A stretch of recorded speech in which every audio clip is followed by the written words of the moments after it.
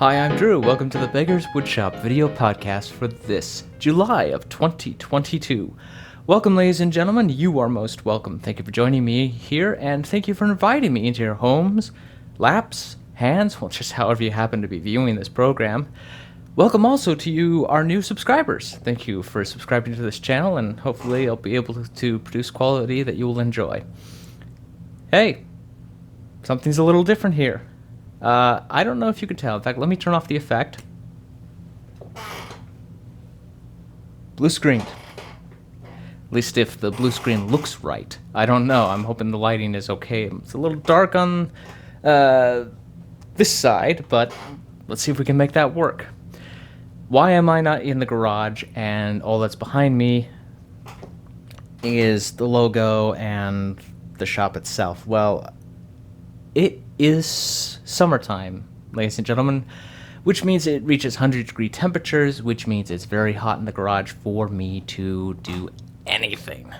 And I mean anything. It's... wow.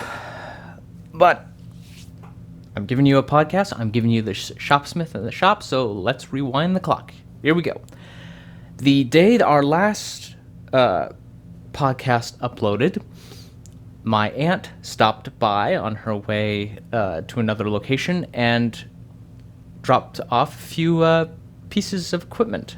Specifically, she dropped off a hard drive and a screen. Now, the screen is hooked up to the computer. The hard drive, well, it's more like a portable hard drive, and there's so much room on that hard drive. I don't... It's ridiculous. Add that to what's already added to the computer sitting here next to me. Wow, that's a lot of terabytes. I can't wait to fill it up. So once again, thank you, Aunt Diane. I'm going to enjoy it. Then, of course, our podcast dropped, and the following Friday, my brother stopped by and dropped off our radial arm saw. Yes, new tool in the shop, ladies and gentlemen. Take a look. Radial arm saw. It is Monday, the 13th. Originally, I was going to shoot this video back on Friday. Unfortunately, it's been so damn hot. I was going to pick this thing up Friday, but it got dropped off instead, and it's just been so hot. It's more or less summertime, but here it is. Our radial arm saw. Now, there is work to be done to this saw. I've already downloaded the manual, so I know that. I have to do some fine-tuning. The table, as you can clearly see, is shot to hell. When I got it, I knew that was going to be the issue. There's a lot of damage to the particle board. I think it had gotten wet. But... yeah, 10-inch, and these were recalled. Believe it or not, ladies and gentlemen, a lot of the radial arm saws were recalled. I am choosing not to go with option 2 of the recall, which is cut off some of the wires and prove that I've disconnected it and get $50. Okay, I'm not doing that. I'm going to see if I can still get the safety upgrade kit for this thing. And the safety upgrade kit for this thing was a replacement of the saw guards, because there's nothing down here protecting you, and that safety kit had that, as well as, which I did not know, table replacement. So, if I can't get the table replacement, fine, but as long as I can get the safety guards, I'm okay. Then I can create my own table. I actually have the dimensions, believe it or not, ladies and gentlemen. So that's what's going on with this thing. Now back to what is essentially future me from my perspective in the podcast. There's good use for a radial arm saw. Now, I will not argue there are tools that can do it better. No argument out of me. However, I have found that there are times you need a radial arm saw for better ease. If you want to talk radio alarm saws and some of their history, Stumpy Nubs on his channel has had a few good videos on the radio alarm saw. I want to do one, but it's still a little confined space at the moment. So I do have to hunt for the safety kit. I have the specific number I need for my specific machine. In fact, here we go. That number, that is the machine. Holy crap, my focus doesn't want to work. This number, that is the safety kit. Now, granted, the safety kit these days won't come with the table like the safety kits did, but I don't mind. I'll make my own table. I've got everything I need for that. There was something else I wanted to say involving that. Now I can't remember what. Oh, yeah, I see them on eBay. I admit, I see them on eBay. Oh, boy, ladies and gentlemen. What they want for them is ridiculous. You want to spend nearly $100 on a safety kit? And who knows if that even has all the parts I need. All right, there's one particular part that helps attach it to the main motor that prevents it from slipping. I'm trying. I'll get to that in a second. Did it. So that part has to be included. Okay, what? All right, now you notice I'm having these pauses, and I just commented on myself. I'm trying not to say, too much. Yeah. When I did the subtitles for the last podcast, I noticed I said, so many times. It's like, oh, you could have made a drinking game out of it. That's how bad it is. That's how bad it is. Wow. Crazy. I don't know if you heard the air conditioner just went off. I apologize if the air conditioner is taking off causing too much noise. That's what I wanted to say.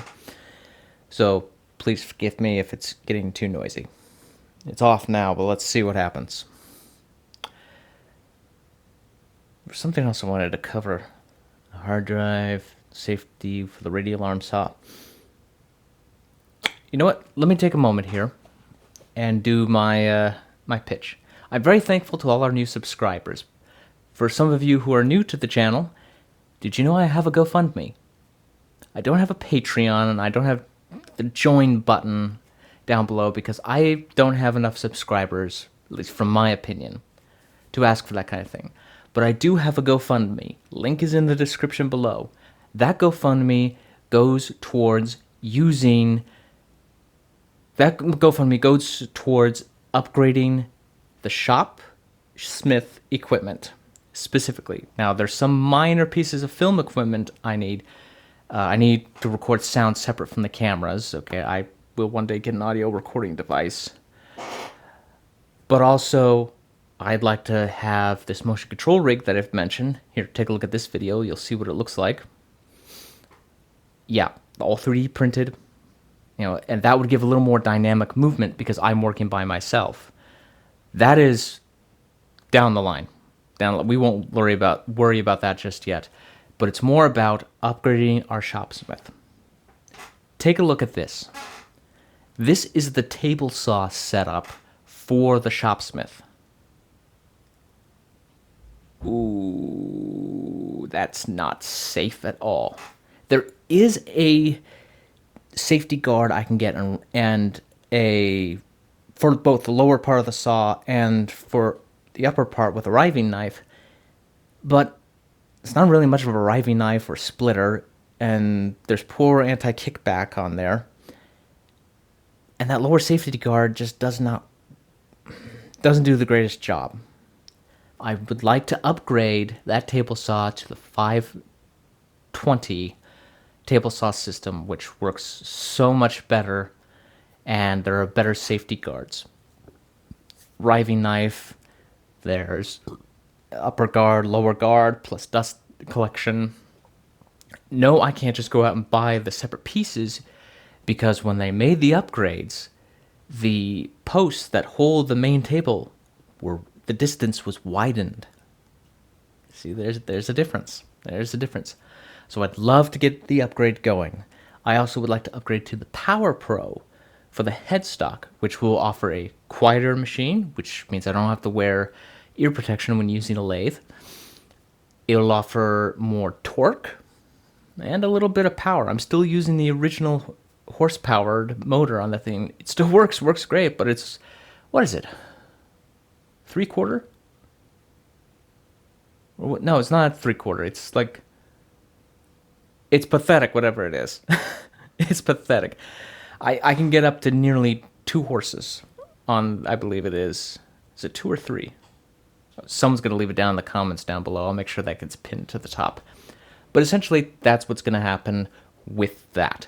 So that's our big goal for the Beggar's Woodshop, is to get those upgrades done. We need to get those upgrades in order to do things safely, okay? Safely. If you work for Shopsmith, or even Craftsman at that, for that fact, or Woodcraft, and you're one of the higher end people, I'd love to have you as a sponsor. I really would. Shopsmith. You're going to be used. I'd say about 85 to 90% of the work I need to do to build anything will be on a Shopsmith. I love my Shopsmith. And you know what? Maybe I should do a Shopsmith demo video. I think that would be fun. Let's do a demo video to show how cool Shopsmith is. Even though I'm using a 1954 machine, an original 1954 machine, gotta have some fun. Should really have some fun with that. Yeah, that would be fun. I like that. I really do.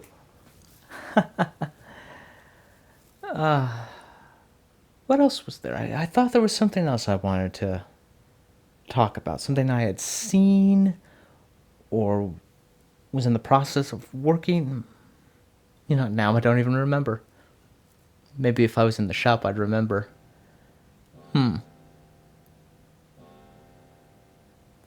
3 o'clock. Man, you know what time it is. If you heard the clock chiming in the background, I don't know how well it's picking up on the sound. I'm looking at the little thing here on the screen that's telling me how the volume is going. Looks like it kind of heard in the background. Well, let's find out. Yeah, we had the monitor and hard drive, the radial arm saw, the shameless pitch. If you want to contribute, follow the link below. Yeah.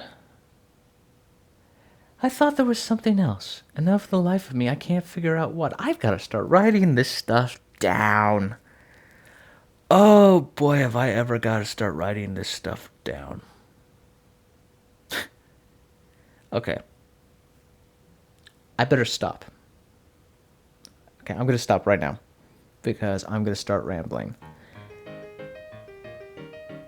Okay, I'm thinking I remember what it was, but it's not something important. It has to do with music.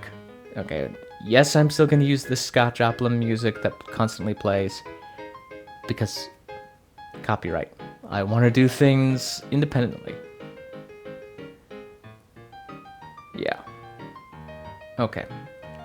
I think that's a good idea. So, if you like, comment, subscribe, that'll help me immensely. Like us on Facebook, here at the Beggar's Woodshop. If you wish to contribute financially, link is in the description below to the GoFundMe campaign. And hopefully I will see you next time, right here on the Beggar's Woodshop.